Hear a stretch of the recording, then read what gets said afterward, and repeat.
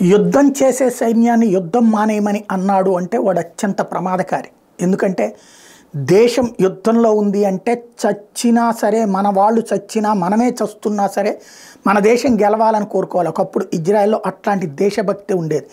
తాజాగా ఏదైతే హమాస్ తీవ్రవాదుల వేటలో భాగంగా గాజాలోకి వెళ్ళినటువంటి ఇజ్రాయెల్కి సంబంధించినటువంటి సైన్యం అక్కడ ఒక ఇంట్లోపల ట్రాప్ అయ్యింది. అక్కడ 21 మంది వరకు ప్రాణాలు కోల్పోయినటువంటి సంఘటన ఏదైతే ఉందో, అందులో చనిపోయినటువంటి ఇజ్రాయెల్ సైనికుడు అంత్యక్రియలు జరుగుతుండగా ఆ కుటుంబ సభ్యుడు వచ్చి అక్కడికి పరామర్శకు వచ్చి, లేదా ఆ అంత్యక్రియల్లో పాల్గొంటున్నటువంటి మంత్రి మీద దాడి చేసినటువంటి సంఘటన, యుద్ధం ఆపేయండి మీరు అని చెప్పినటువంటి సంఘటన సంచలనం సృష్టిస్తుంది.